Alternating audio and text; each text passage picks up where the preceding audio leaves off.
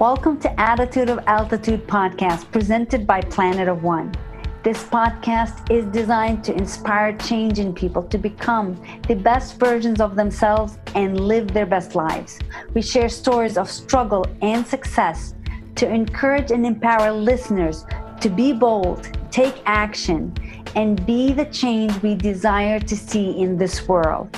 We are all part of this planet. We are all a planet of one.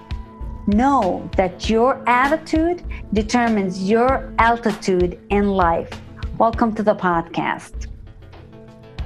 Hello and welcome to Attitude of Altitude. I am so very excited to have our guest with us today, Sita Thompson, a lifestyle and wellness junkie and founder of Sita Couture, one of the hottest up-and-coming direct-to-consumer apparel companies in Los Angeles, recently awarded Rising Brand of the Year by the Los Angeles Business Journal. The company was founded in February 2012. The brand is inspired by Sita's unique life experience. Hello, Sita. How are you? Hello, Rima.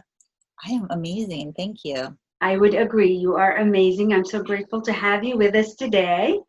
I wanted our listeners and our viewers to get to meet you, learn about you a little bit, and see what you're up to today. So with that, I would love for you to let the audience know who you are. Where did you get started? Where did you grow up a little bit? And some of your background so they know exactly who Sita is. Okay. Well, I will start with my name. My name is Sita, and it's actually, there's two ways to look at Sita. Either people say Mama Sita, Hola Mama Sita, which really is an alignment because my dad is Mexican American Indian, so I grew up very Mama Sita, but my name is actually from India, where she's God's wife in the Hindu religion. So yes, I am committed to bringing out the goddess in you. My last name is Thompson. So Sita and Thompson, I'm kind of jumping to India, but since we're talking about my name, I was named by a guru, Baba Ram Das, when I was a baby. And it's interesting that Sita would be such a big part of my brand and my story. Having lived in India for many years, I got booked on a docudrama over there and picked up Kathak and pretty much stayed. I stayed in India. I ended up living in India for like 6 years, working in Bollywood, and I had a dance troupe over there. And I know all of this sounds so glamorous, but believe me, it was a journey, because anybody who's ever even seen India can only know, wow, yoga is not only a practice over there. Yoga is literally driving from one end of the city to the next, with all of the horns and the poverty and all of that. But I will definitely say India was a huge part of the launch of my company, having lived there and been involved with manufacturing. And I created for my dance troupe, which is much to do with the structure of my line, everything having movement, fit. Like the piece I'm wearing, this is the mermaid from the mermaid collection. So it's kind of looks like it's painted on, but you literally could sleep in this thing. You could do yoga in this. You could go meet the family. So my time in India with my dance troupe really shaped a lot of what's happening with my business, because I had to literally go from rehearsal to an on-camera situation to like a business meeting. And when I decided to launch my company, I brought a lot of that ethos of versatility, ease, but also sensuality into my line. So yeah, that's a little of how I started, and my name, how it ended up being the name of the line, Sita, being God's wife, the goddess of virtue and like womanhood. So kind of really bringing that sensuality and community into the brand. Did you grow up in the United States? Or I know that you were in India for 6 years, you said? Yeah, I was born in Texas, so I'm like a good old girl. I am a Texas. My grandma was actually a beauty queen, so she was like Miss El Paso, Miss Texas. She ended up getting pregnant and having like 6 or 7 kids, so that kind of stopped her beauty career. But yeah, I was born in Texas, a border baby, El Paso. So my dad being Mexican, it was like right there, close to my roots, and my mom being like a Southern belle. So I'm a Texan, but I westward bound because my dad's an organic farmer. So from Texas to Arizona to finally landing up in California when I was about 6 years old. So even though I got the Texas American Indian roots, I totally feel like a California girl, which is a lot of that, right? American Indian desert girl. So yeah, I spent a couple of years of college in Europe. So you know, I got to intern. I was very interested in design, like since I was little, and we had au pairs at my house. My dad being an organic farmer, we always had people from different parts of the world wanting to come and live and work on an organic farm.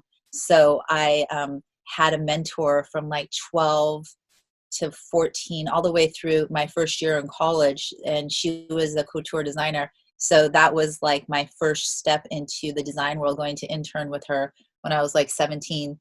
And so when you read my bio and it says like the line is like a interdisciplinary background of the world, I bring all these things into my line. Working in a European fashion house, you know, where they're all about structure and the precision of the European cuts and designers, to India, where it's colors and free flow and junglebandi and bagra, and you know, the design work in India with all of the intricate embroidery is like to another dimension. I mean, it's amazing, but they don't have the same structural base as like Europeans. So I'm very very happy to have the California like hippie girl, you know, raised with ashrams and India stuff, to classic India to classic Europe, all kind of put in. And when you look at the line and you look at the people a part of the Sita Couture community, you literally see all of that. That's exactly what I wanted to see in you, all the background diversity that you have grown through, and how that has been translated into what you brought back to America and launched as a couture line. I know some of the women that actually know you and wear your clothing and how they speak so highly of you. I wanted to see how that comes into play as you're creating your designs and creating the company, even launching it. How did you even launch? So when we first started, so I was living in India, and all of the first collection was very couture with, I mean, spent like from $1,200 to like $3,000 gowns, like beautiful things with the intricate embroidery. I spent like a year on the first collection of like 60 pieces, and each one of them sold for thousands. So, you know, then I go into more casual lifestyle gear, but I still kept the element of couture, which is pretty much attention to detail. It's not haute couture, right? It's not high fashion, but it's couture. You have like the 1/4 inch raw trims. You have the accessories. You have, it's not just run of the mill. I mean, and there's a lot of attention to detail. So that's where we get the word couture, but in many ways it's like Sita style. But Sita Couture, it's a fun play on words. And as far as like the inspiration in these women, because you're a part of our women's group, International United Sister Society, which is basically I and then us, which is, I came up with that name. There's 5 of us that founded the group, but the name International United Sister Society came from when I was in India. So I was in India and I was working with all of these girls in the design schools, and we were doing fashion shows and dance concerts. And it was India and then the US. And I had a bunch of sisters here in the US that I was like having like these rules of sisterhood that I was like, it's so important. You never stab a sister in the back. You got to do that. You know, there's like things that I always thought when, you know, a young girl growing up, just to have it planted in, like, what does it mean to be a sister? And it goes far beyond just blood, you know? So I was thinking about this years ago in India. And it was like, I came up with it, India, US, IUSS. And then I was like, us. And then when, you know, lockdown happened and a bunch of my sister girlfriends from like Scott's mastermind, and then my friend Dea, who, you know, they were like, well, what do we call it? You know, because we said we want to organize a group where we're going to be accountable and be like pumping each other up and hanging out and, you know, Kundalini, workout, art, let's do it. So all of us had a different skill set to bring. And then Jen was like, well, should we call it like sister group or whatever? And I go, what do you guys think about IUSS? And everybody loved it, you know? So that's how that how that sort of came together. And it's really sweet, because every time somebody says it, I think about, oh wow, that was kind of rooted in India, that same energy, and kind of pulling it into not only the company, but then into like everything. Like, even though the International United Sister Society is not Sita Couture, and it's not Kenza Jewelry or Dea's Kundalini or your thing, we're all together, you know, as a community. And that's kind of the same way, or the same philosophy, you know, that I have about my company. It's very communal. My inspiration for different styles are based on many people that I dress. So who knows, pretty soon there could be a Rima Maxi, you know, because you'll call me and you'll say, oh, look at this idea, and with my black hair, and I'll be like, oh, I see it. Okay. You know, so that's actually a lot of, I mean, but I create for functionality, you know. So if it's going to be the Rima Maxi, it's going to be something that not only Rima can wear, but I can wear, and many other women can wear. So there's a base foundation of a lot of my creations that are very, very versatile. I definitely honor a full figure, as well as a very slender figure. It's really all about your cut, and it's about how it drapes, you know. So but my inspiration is always just woman, period. And I believe that style it's an energy, it's not an age. So I dress 7-year-olds and 72-year-olds. Scott's daughters are like some of my biggest fans, and all my little sisters, and, you know, and grandmas and all of that. So that was something, I know you're supposed to have an age demographic, like for your marketing, which I do, but which is like, you know, 29 to like 50, 54, pretty much this like that gap, like post-college professional era. But if you're 7 and you can afford my dress, you all over it. I love it. What do you believe in your upbringing brought you to this thought process of the sisterhood part that's allowing you to grow? Well, so my dad has been married many times. Okay. So I grew up with many stepmoms, I could say, many incredible women who were just major influences in my life.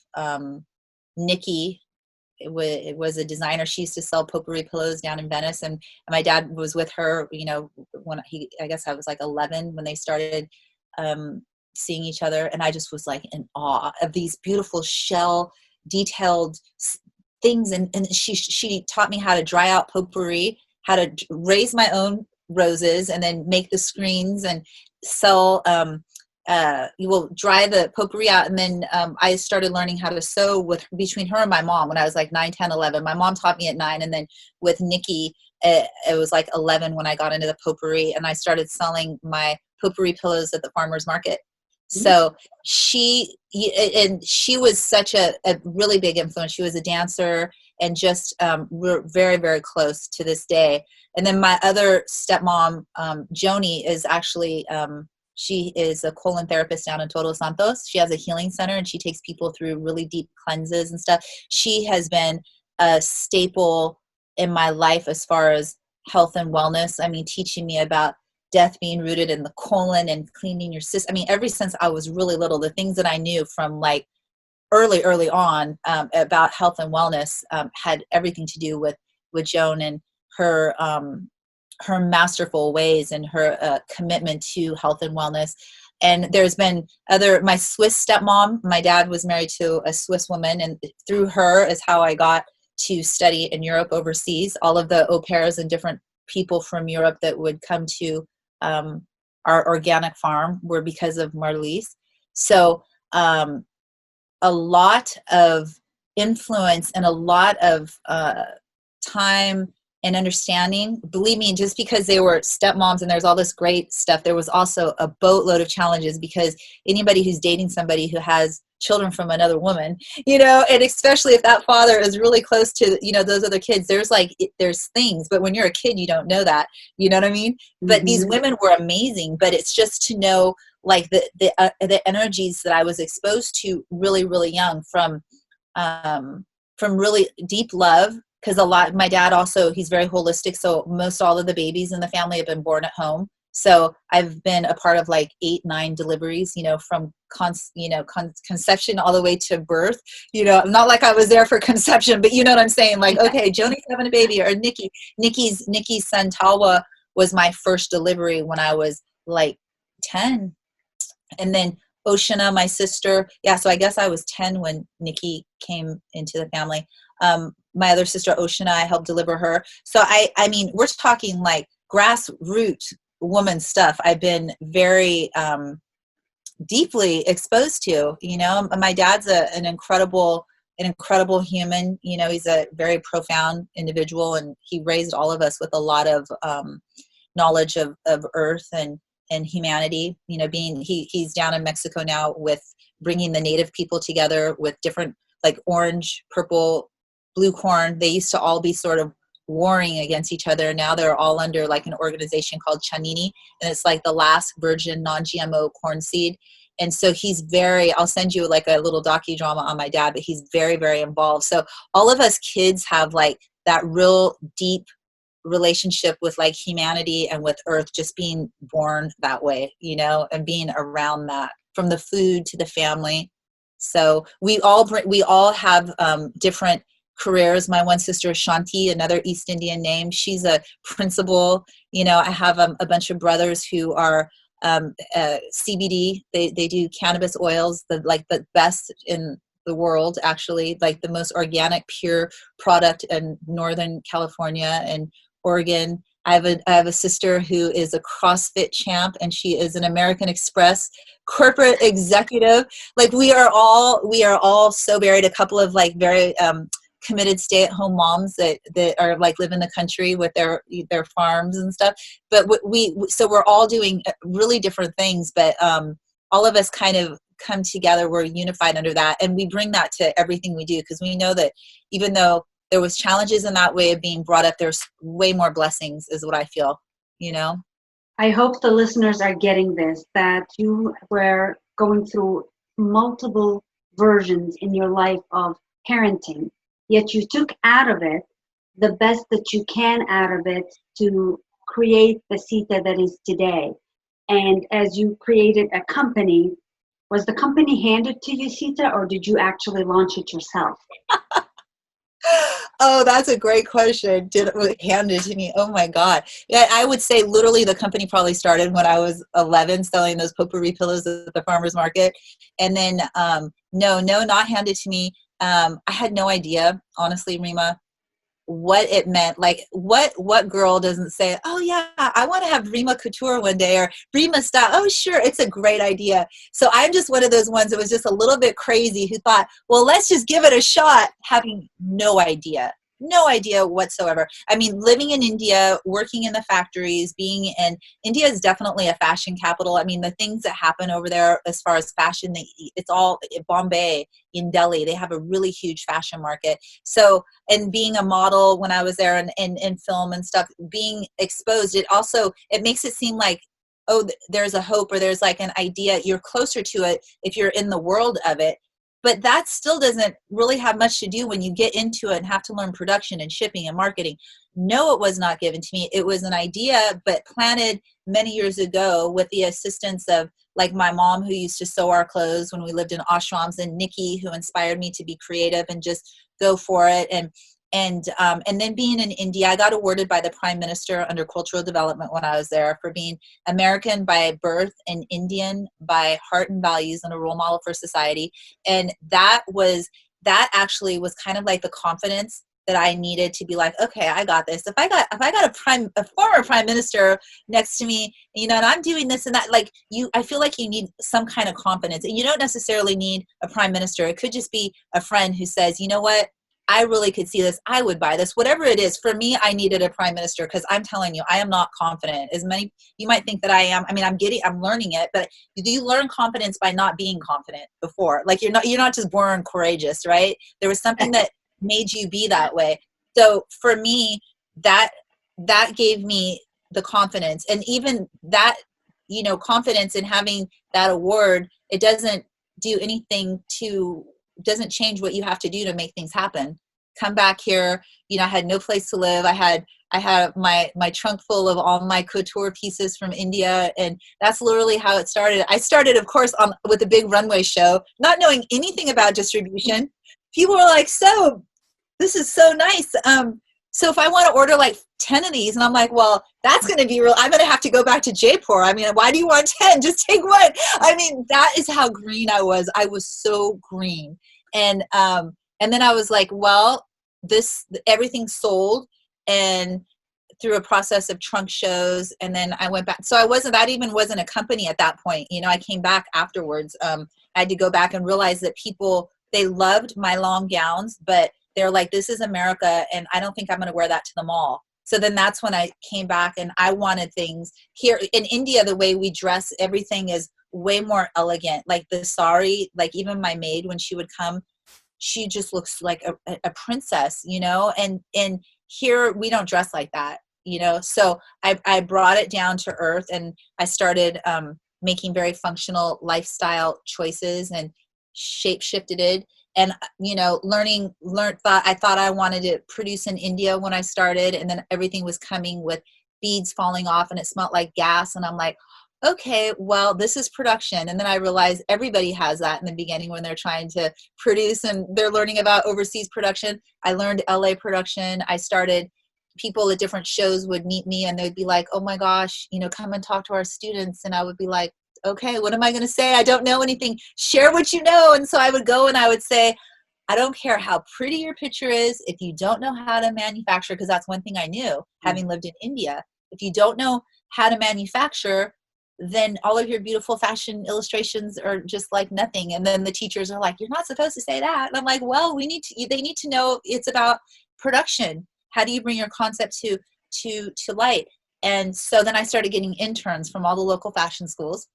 So that I was not a funded company. And so that started me getting a little bit of help. And then just one show after another, learning LA production, because after a couple of really not fun experiences with manufacturing in India, but it was my fault. You don't manufacture 20 and 30 units at a time. You need like a minimum 200, 300, 400 if you're going to do overseas. I mean, the factories don't want to deal with small quantities, like 60 styles. I'm like, but it's 30 units each. Who cares? That's, you know, and I should have known better. But those were the kinds of things that I went through in the beginning of learning production, and then having too many pieces in my collection, needing to reel it in and be really just mine. So it's just a journey, you know. It's a journey. It's nonstop. I mean, I might have got this award, which was a huge honor, but I mean, I'm still, I don't know. In a small company and a large company, I feel like it's just a never-ending growing process.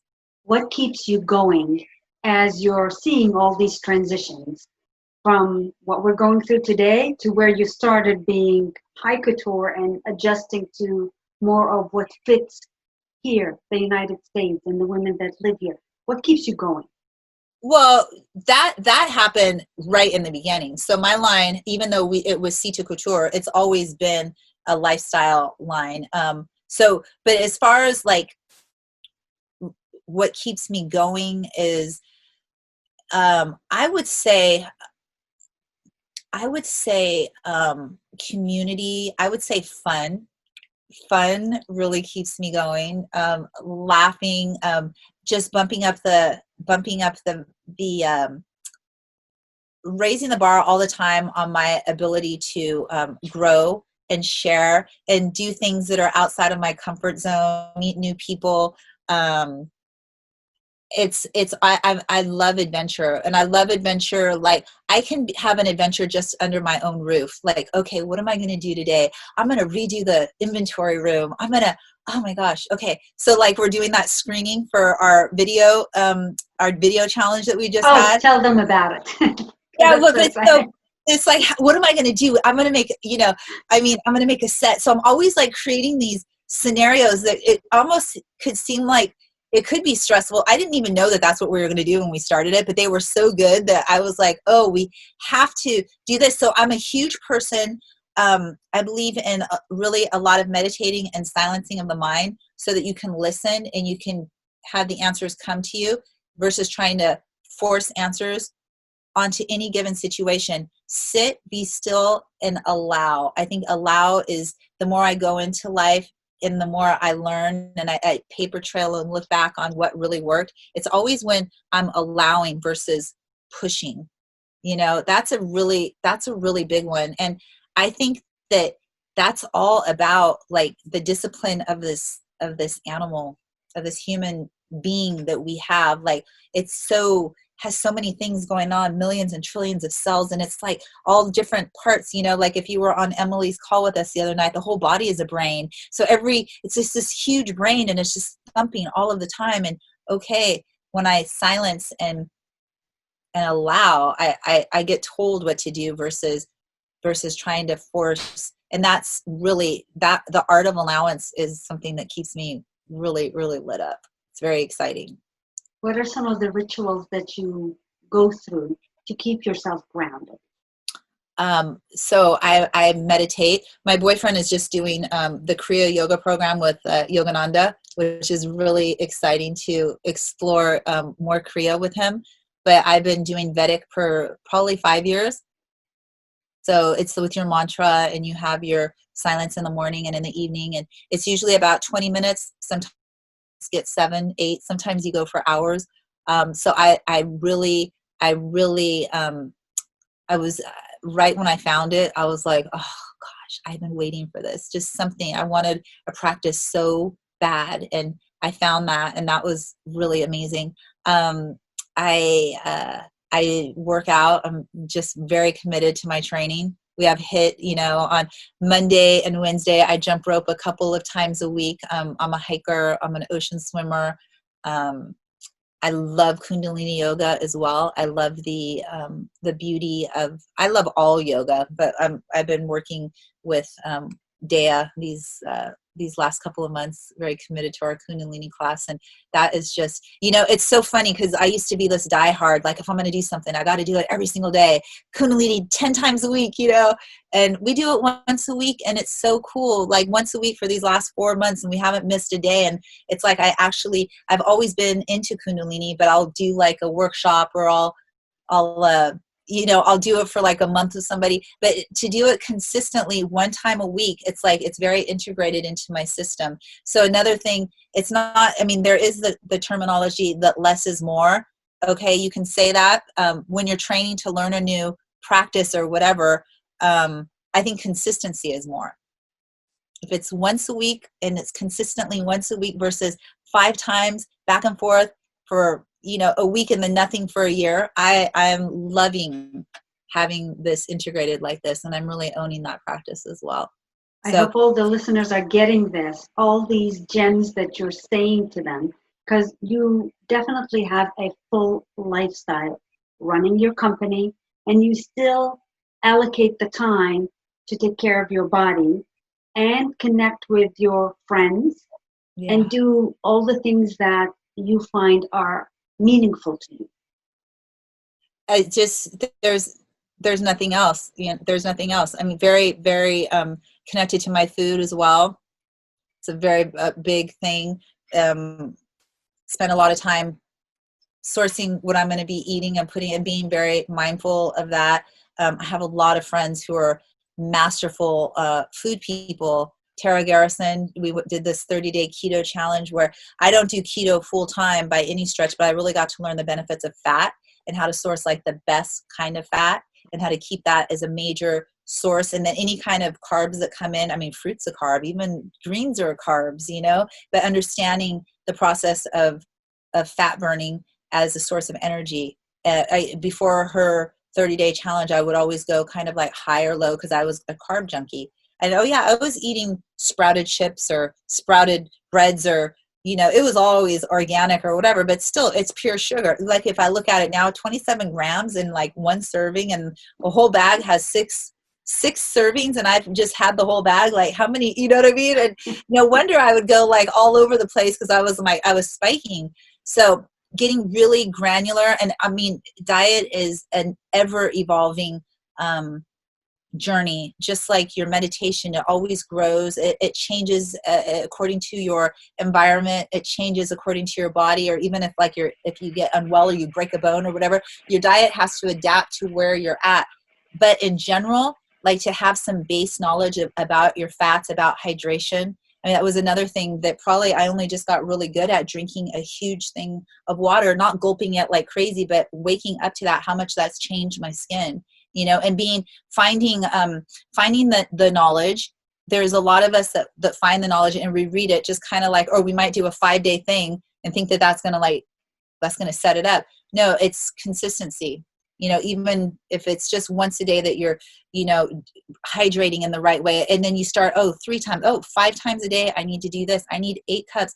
Okay. And then you're going to watch after 21 days, 3 weeks, whatever, you'll start to watch the results. And that's the same thing in mindset. Like you start to really, really commit to your meditation practice. You commit to the commitments you have with your friends or your groups or whatever, and you're going to start to watch your relationships get stronger because people know they can count on you. You're going to start to watch your skin get naturally flushed and plump because you are consistent with that. And that's really, if you want to talk about this whole lockdown, I think that's really given a lot of the people who went inward, they're like, wow, this is actually a magical time, because you could really fine tune some of these practices. And of course, there's all sorts of stress. I mean, all of us have gone through that with, getting fired. I mean, all of our spring collection got charged back. I mean, but then, even that, you have to adapt, right? You have to adapt, and you can't do it from a state of desperation, so keeping those practices intact are going to help in crisis, which you have as a small business, as a big business,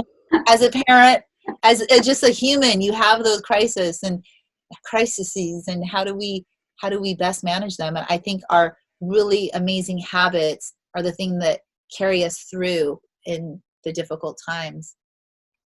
I hope the listeners are getting these incredible gems of really living into your best life by being focused, by being consistent. All the things that Sita is sharing with you from running her own company and running her own life, but these are gems that go across the planet to anyone that is looking to become better. Sita, I want you to share a little more about the contest you just created and just ended for the creativity and compassion. I'm so glad that I asked you to be a judge and you could actually see them. So it was it was a way to get everybody together. So we do these Zoom calls and people are like, oh, what are you wearing? I'm like, oh, that's the Sky Mermaid hoodie. And a lot of people have pieces from the line, but this was a way to kind of get people out of their comfort zone and share a little bit of magic. What have you been up to? What magic have you created? What friends have you made? Something. So the creativity and compassion contest was a request from us to find out what you've been up to in these last couple months, and in the form of a 2-minute video, and you would be rewarded. There's going to be 5, first, second, third, and 2 runner-ups, and it was a creativity challenge. And what we really learned is, the power of the story can be really amazing, but there is a creative process, and the creative process is how you use sound, sight, smell, texture to express your vision, express your sentiment. So we created a platform, the Creativity and Compassion Challenge, and it would be something that would lift people up. It would educate them, or it might depress them. It was open, but just whatever it is, And so we had over 40 submissions on that. Actually, there was a bunch that came in after the deadline. So it was actually close to 50, but the ones that actually made it in on time were over 40. And we were so just blown away by some of the stuff. We're like, we have to actually take care of this the right way. So we're going to have a screening. We have that. Well, first of all of the films are out right now to the judges. And I am just so glad that I was told that I can't judge, because there's no way. There was no way. And pretty much most of the judges don't know any of the contestants, which was really, really fair and really cool. So those are coming back in, and we're going to have a screening where we're going to show the top 10. And I got a bunch of quotes from different experts in creativity that sharing how they came to their decisions, which is going to be really fun. So that's been a wonderful exercise in creating a space and creating a creative space, and then also connecting with a bunch of brands that I have been very fortunate to bond with over the last couple of years in different parts of the world, doing spa shows where we go and meet buyers and do educational things. So those were the prizes, and we got to shout them out. So it was a wonderful party in communication, I guess you could say, in communication and community. It could be called the communication creative contest as well, the community contest. So it was definitely beautiful to see all these different videos and the depth of the women, how they put themselves out there, and the men that actually participated in this. It was really challenging to come up with few solid winners. But what I noticed out of it, Sita, and I'm going to tell it to your face, the love they have for you and how your pieces truly make them feel like they're important. It makes them feel valued. And that showed through in their videos and in their wording, that what you put out is truly something that is to be experienced and lived, and it's about that person as they put that piece on.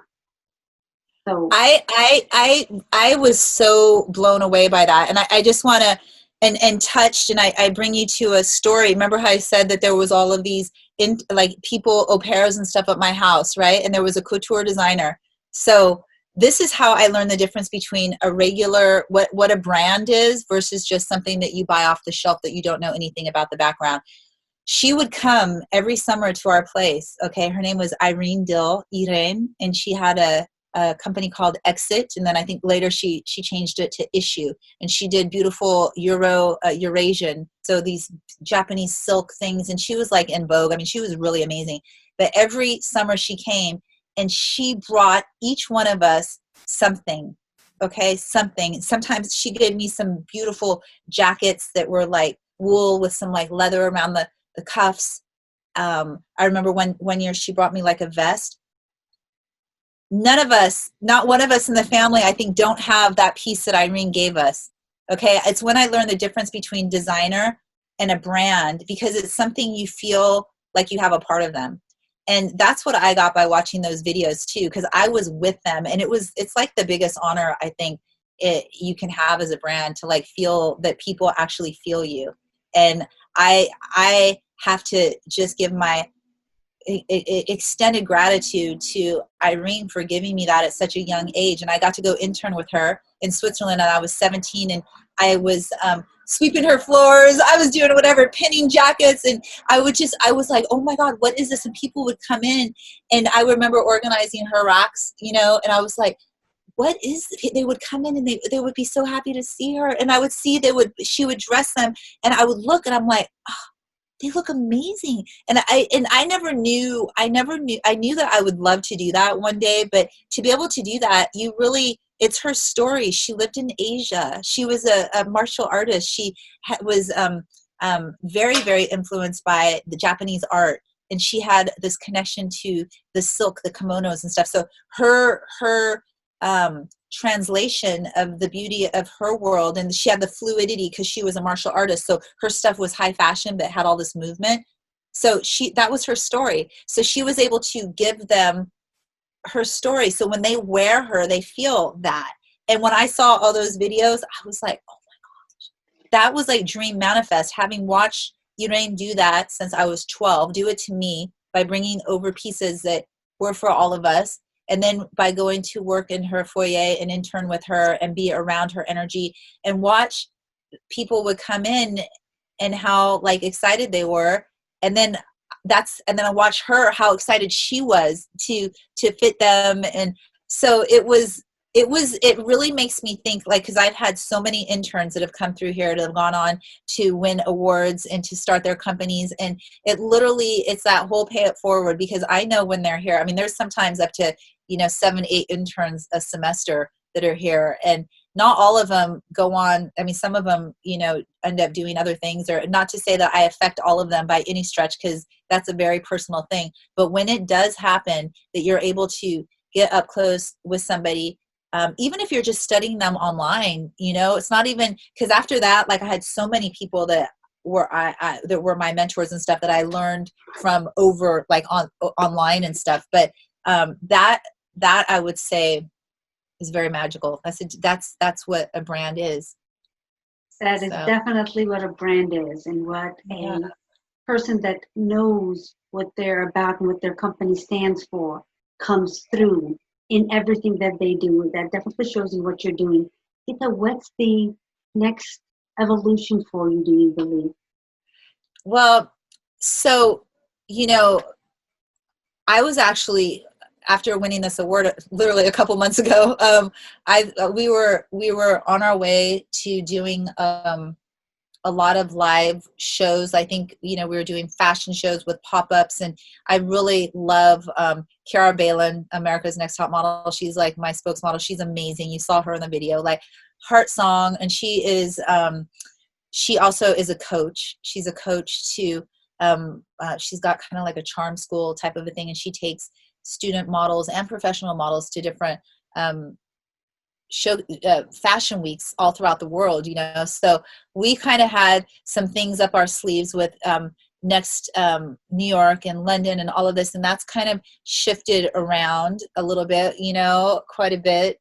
A lot of the things that I was doing with a private label for, like, the Ritz and a couple of places, we're launching some things. Now it's kind of like, okay, we're gonna shift this up a little bit. What does this look like? So definitely getting our online, our e-commerce really fine-tuned, and I'm really studying direct to consumer streaming.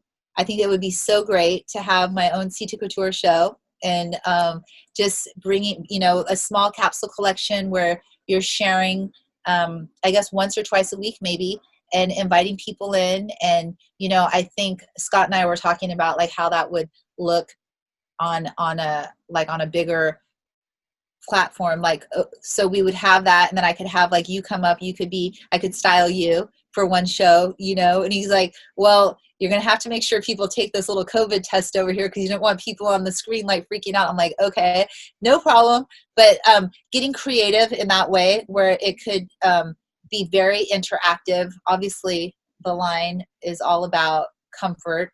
So if people are doing more at-home business, or, wanting to be beautiful at home, I know that, like, I started doing my nails again. Like, I've shifted. Like, I feel like I'm wearing dresses. I was for a couple months. I mean, even though I looked athleisure cute with my leggings and all of that, now I dress up at home. I want to be beautiful to Scott, or both of us in the beginning when all this happened, everybody's like in shock. But now, I don't know. I'm just getting more dropped back into my femininity. And I find that many people are, like, all, in our group, you can hear people talking about, oh yeah, I'm dressing up again, and I'm doing my nails again. People are learning. People who didn't know how to do their nails before have now figured out how to do them themselves, which is kind of cool. I cut my hair. I always cut my hair. I pull it to the side, and but I hadn't cut it for so long. I was just kind of in this, like, I think we were all just in this morphine transition space. But now I kind of feel like I've got through that a little bit, at least with the acceptance part. So now I'm ready to kind of go back into me. So I would say that would be the next stages that we're working on right now. I'm doing a lot of personalized masks and PPE stuff for, say, like, you have a business that you're going to be doing conferences or something, but everybody has to be protected. So I'm doing private label for a lot of the people that you saw on Scott's COVID.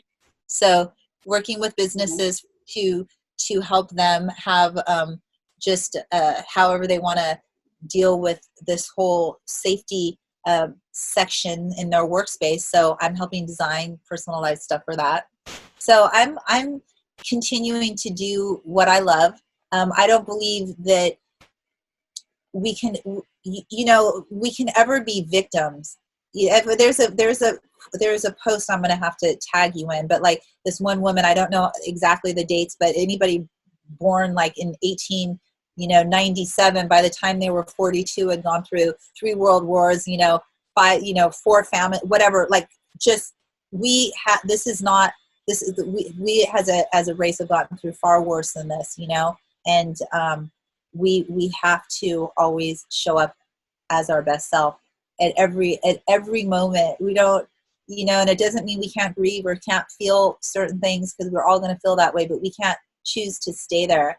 And I think community and people and us being together and sharing when we do have a moment, but then also being there to go, okay, you had that moment. Now let's get on to the next one, right? I'll see you tomorrow morning in Kundalini. Yep.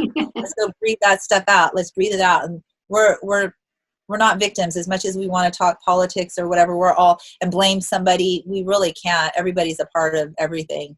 So, we're going to be a part of the change by just changing our attitudes and knowing that we're being challenged right now, but we have a choice. Beautifully, beautifully stated. Thank you, Sita. What is the best way for our listeners and viewers to get in touch with you and to find you? Sita, Sita Couture, Sita Couture on Instagram, at Sita Couture on Facebook, Sita Thompson. And, any of your women followers who, want to join our group, International United Sister Society, it's on Facebook.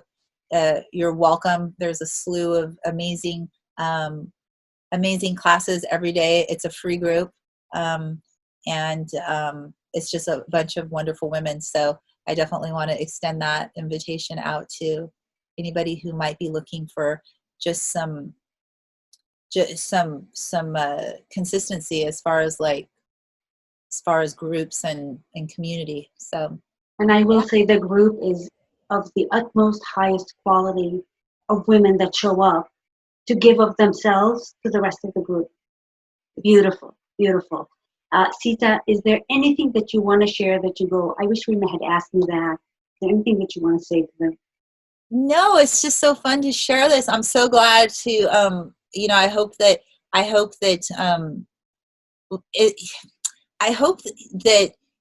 somebody gets something out of it. You know what I mean? Like when you share, because I was telling you, I'm not a Baba, I'm not a teacher, I'm not one of these big coaches, I'm nothing like that at all. I'm just a regular person. But I know that Irene was a regular person, that she had a company. She was not a public speaker or anything, and she changed my world, and every one person makes a difference. So I know that I've listened to many people tell stories and been so moved. So my only hope is that somebody's touched and somebody knows that they can figure it out, and anything that I can do to help, I'm here. So thank you. So beautifully said. Thank you so much for being with us. Remember, guys, your attitude determines your altitude in life. If you want your life to change, begin changing your attitude towards everything that is going on within your life. You have complete control. Thank you so much for joining us. We'll see you on the next episode. Love you. Love you, Sita. Love you too. Thank you, Rima. Thanks.